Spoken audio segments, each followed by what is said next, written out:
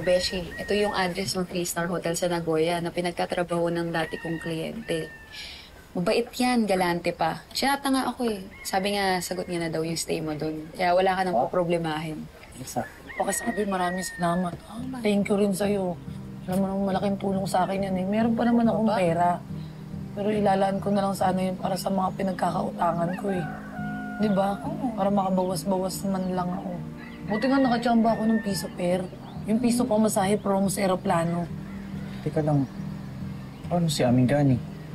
Wala ka ba talagang balak sabihin sa akin?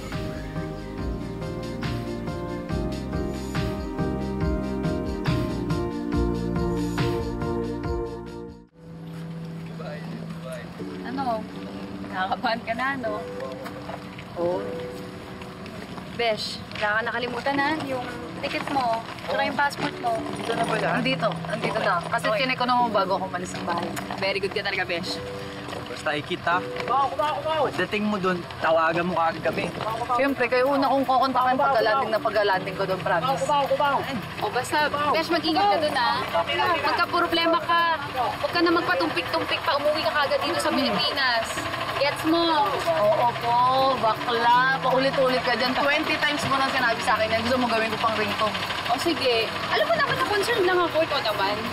Ay, Lala. Ano na, iiyak din. Tignan mo. Ayun, naiyak na ako. Pero maraming salamat talaga sa akin. Ano pa ba? Kami lang to. Ikaw pa ba?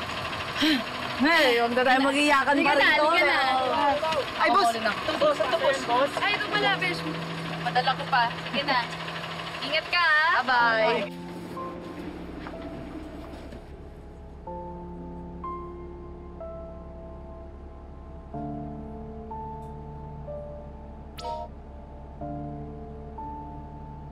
Tay, pasensya na po kayo kung hindi na po ako nakapagpaalam sa inyo ng personal. Papunta na rin po ako ng airport. Ngayon po kasi yung flight ko papuntang Japan.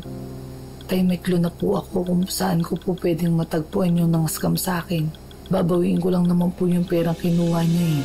Para po kahit papaano makabawi po ko sa lahat ng mga kasalanan ko sa inyo. Para maging partners po ulit tayo. I love you, Tay.